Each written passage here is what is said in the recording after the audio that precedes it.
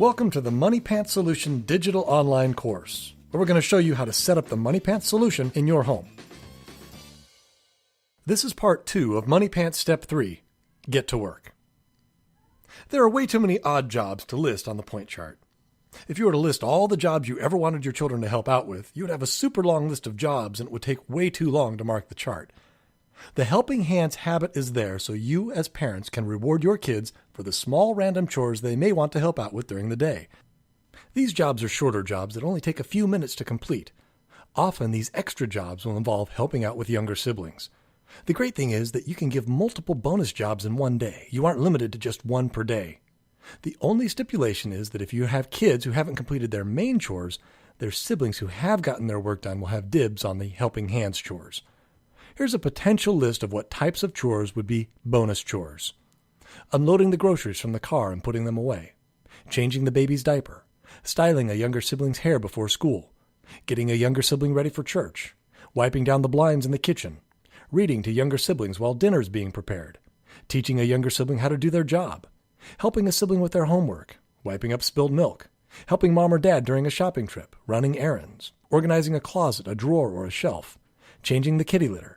Walking the dog, sorting family photos, entering shopping receipts into the computer, checking the chemical levels of the pool or cleaning leaves out of the pool, putting together a new toy or appliance, fixing a flat tire on a bike, doing a drawing or reading lesson with a toddler, planting flowers, watering the houseplants, helping with the younger sibling during a doctor's appointment, feeding the baby so he doesn't make a mess, helping younger siblings get ready for bed, weeding a small section of the garden, washing a rug on the driveway, finding all the library books, inspecting jobs for mom and dad, cleaning a wall with a magic erase pad, cleaning the oven, washing the dog, shoveling animal poop, straightening or sweeping the garage, baking bread or cookies, doing a small repair around the house like patching a hole in the wall, replacing light bulbs, swapping out vent filters, watering the garden, trimming the rose bushes, helping potty train a toddler, unclogging a drain, blowing up balloons for a party, and many more.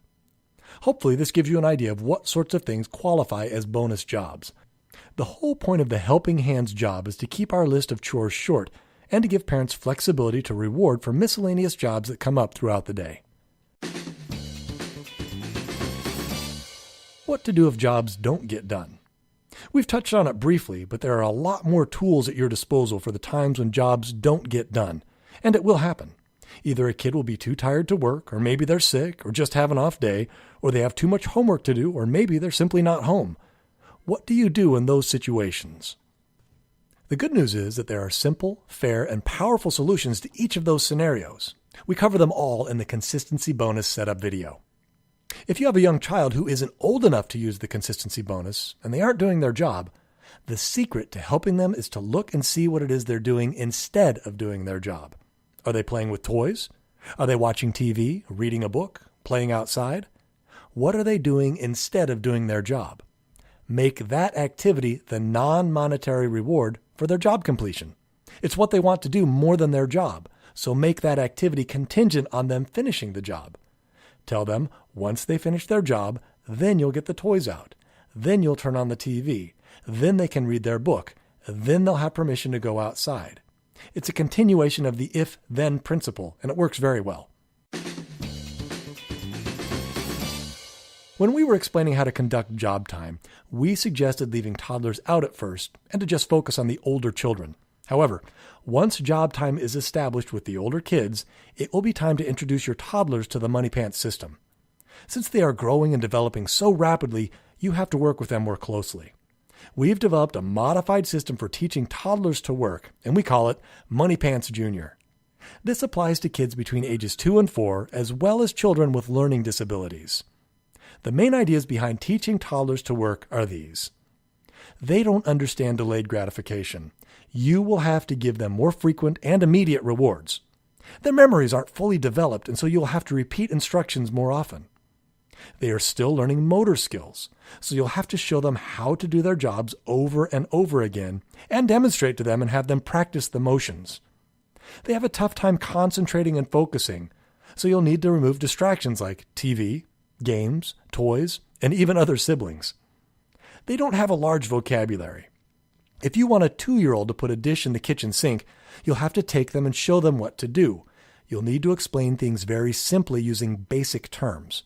The chore training videos work very well for them because they are visual. For instance, one 4-year-old watched the diaper changing video and then proceeded to surprise her parents by going off and changing her baby sister's diaper all by herself. The thing that was interesting is that she did it correctly, just like in the video, at just 4 years old. The videos work. So be sure to use them to instruct your toddlers how to do their jobs. Parents frequently use TV shows, Play-Doh, and art projects to entertain toddlers. They feel the need to constantly entertain their kids. The truth is, toddlers actually enjoy working, especially with their parents. It's just as enjoyable to them as playtime. We recommend you use job time as one of your toddler's activities during the day. It makes them feel grown up and important, and the contrast makes playtime more enjoyable. After all, they want to contribute in the home. They want to help out. They see everyone else working, and they want to have responsibility as well. Why not cultivate that and start teaching them when they are young? Follow the step progression outlined in the Moneypants Junior document and also the Q&A. One of the most overwhelming jobs in the family is doing the laundry, and traditionally, it's been Mom's job to do it.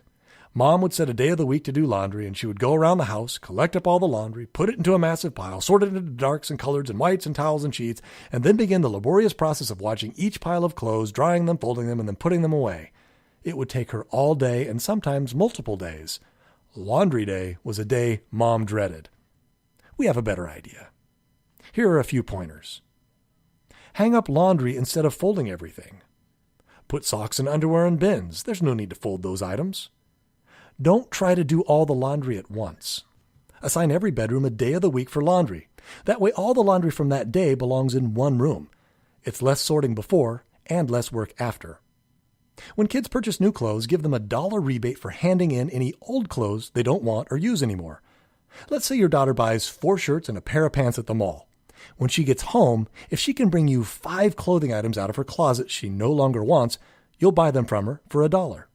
Do this every time your kids get new clothes, even if it's from the thrift store or a garage sale. This prevents an overabundance of laundry, and it helps your kids' closets stay neat and clean. Plus, it teaches your kids to manage their belongings. You as the parent aren't doing it for them. We have more tips and ideas in the Q&A in the section about laundry. Also, be sure to watch the laundry chore training video. The consistency bonus. As soon as your kids prove to you that they can do their jobs correctly and independently within the 30-minute time limit, it will be time to start using the consistency bonus. For older kids, ages 8 and up, it should be after the first week of starting the Moneypants solution. The consistency bonus helps eliminate nagging and ensures jobs get done 100% of the time, regardless of who's home, who's sick, who's busy, and who's willing to work. The sooner you start using the consistency bonus, the better off you'll be. You'll find the consistency bonus video included in the step number 3 video materials. Now let's talk about the 4 rookie mistakes parents make when it comes to chore time. Mistake number 1, half pay for half job. We recently got asked by a parent if they should pay their kid half the money because their child tried hard and did half the job. This is rookie mistake number 1. If you pay your kids for a halfway done job, you're teaching them a bad lesson, that they can expect to get paid for doing things halfway. Think how the real world works. If someone is giving you a haircut and stops halfway through, are you going to pay them half? If you hire someone to paint your house and they only do half the job, are you going to pay them half the money? If a doctor does half a surgery, are you going to pay half the medical bills? If you pay half your house payment, will the bank let you stay in half the house when they foreclose? Don't go there. Only pay for a job done completely, correctly, and within the time limits. Mistake number 2, getting manipulated by kids. As a continuation of that thought, many parents don't realize how capable their children are. They make excuses for their kids and let them get away with doing sloppy or half-done work. Yet interestingly, they know deep down that their kids are highly intelligent, capable beings. But for some reason, when it comes to chores, they're suddenly incompetent. Parents feel guilty when their kids cry, and so they give in to it. The problem with giving in when your kid cries is that you are actually teaching them to cry more. This is called manipulation. When you give in to manipulation, you are basically training your kids to cry, whine, mope, and pester you. You are rewarding that behavior by giving them what they want. And they'll know anytime they don't get something that they want, all they have to do is cry and manipulate. Kids who are brought up this way are some of the most annoying kids on the planet. Parents are not doing them a favor by raising them this way. The kids end up incompetent and unprepared for life because they get out of anything that's hard or challenging that they don't want to do. Also, they get into unhealthy relationships that are based on manipulation because they think manipulation is normal and okay, but it's not. Because you love your children, don't give in to tears and manipulation. Don't reward crying and pestering. For example, one young man figured out if he literally asked his mother 50 times for something he wanted, she would finally give in. In complete exasperation, she would give him what he wanted so he would leave her alone. For him, his mother taught him that the answer no meant, please annoy me and ask me 50 more times, then I'll give you what you want. By giving in, his mother trained him to pester her constantly. This is incredibly unhealthy. Remember, we don't reward pestering or crying or moping. It only encourages more of the same. Instead, attach a consequence if a kid asks more than once. A simple way to curtail this behavior is to tell the child, if you ask me again, I will charge you $1 for attempting to damage my mental health. But let them make the decision if they want to ask you again, and if they do, collect the $1. And if they continue, keep collecting. Eventually, they will run out of money, and you will be rich. You won't get angry about being pestered, and you won't lose your temper, and you'll have spending money. Another trick kids try when you tell them no is that they go and ask the other parent without telling them that you already said no. It's an attempt to undermine you and get you to change your mind. This is a big no-no. If one parent says no, the answer is no. It's not until both parents say yes that the answer is yes. So, if mom says no and dad says no, the answer is no. If mom says no and dad says yes, the answer is still no. If mom says yes and dad says no, the answer is no. It's not until mom says yes and dad says yes that the answer is finally yes. Now, if your kids attempt this subterfuge, we suggest you nip it in the bud by charging them $1 and automatically denying their request. The consequence for trying to pit parents against each other is a $1 fee and an automatic loss of requested privilege. Mistake number 3, not requiring the job to be done every day. Some parents like the idea of alternating jobs or only having their kids do the job every other day. We strongly recommend you have your kids do their jobs every day, rain or shine, whether the job needs it or not. Doing otherwise is a mistake, and it only serves to complicate things in the home. Just keep things consistent. You want your kids to accept the fact that they are going to do the same job every day. Otherwise, they'll still be hoping for a way out of their job. They'll never learn to work consistently. They'll also try to find ways out of doing the job. Let's say, for example, that you allow your son to clean the bathrooms every other day. On the day he's supposed to clean it, he'll just tell you it's still clean, even though you can see that the sink is dirty and smeared with toothpaste. Or he'll tell you that he cleaned it yesterday and that today isn't his day. That's too complicated and confusing. You have to keep a separate schedule for your son's bathroom job. And what about his bedroom job? Is that every other day as well? And what about his vacuuming job? And then, what if you have more than one kid? Are you going to keep separate schedules for every kid for each of their jobs? What a big headache. Just keep it simple. Have your kids do their jobs every day. If their job is still clean from the previous day, great. Just have them straighten up and spot clean. That's fine. As long as it passes inspection, they still get paid. In fact, they may work hard to make sure nobody messes up their job area so they don't have to clean it. That's also fine.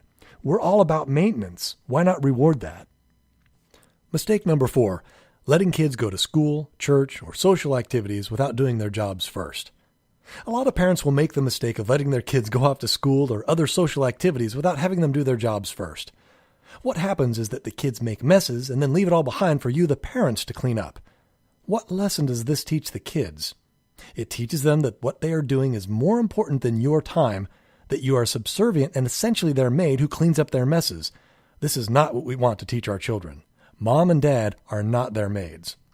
Here's what we suggest instead. Every day, including school days, your kids should clean their bedrooms before breakfast. After breakfast, the 30-minute job timer starts and everyone should do their jobs. There should be time worked into the morning schedule to allow for this, even on school days. Otherwise, you as the parent will be stuck with a disastrous mess of a house after you drop your kids off at school. It will take you all morning to clean up the mess by yourself. After school, if your kid wants to have a friend over or attend soccer practice or go to a party, they should know that they have to have their jobs done and rooms clean. This is a hard and fast rule. Always, always, always apply this rule. The current trend is for parents to have their kids in an excessive amount of extracurricular activities. They want their kids to be successful, so the parents will clean the kids' rooms and clean up after their kids so their kids will have more chances at success. The truth is, however, all successful people have one major thing in common. They all learned to work and had chores from an early age. You are actually doing your children a disservice by denying them the opportunity to develop a strong work ethic by not requiring chores. Instead of hurting them socially, assigning your kids chores and having them work will actually help them develop stronger relationships and better quality friends who share the values of working and being responsible. They will also learn one of the most important lessons in life: balance. And that's it. Now that we've gone over Moneypants step number 3, your homework is to watch the consistency bonus video, go over the Q&A for step number 3, read over the Moneypants Junior document if you have toddlers ages 2 to 4, and as much as you'd like to, don't start job time yet. Don't disrupt the family system just yet. Feel free to watch the chore training videos again, but don't start job time until after you've finished with Moneypants steps number 4 and 5. Once you're done with your homework, move on to Moneypants step number 4.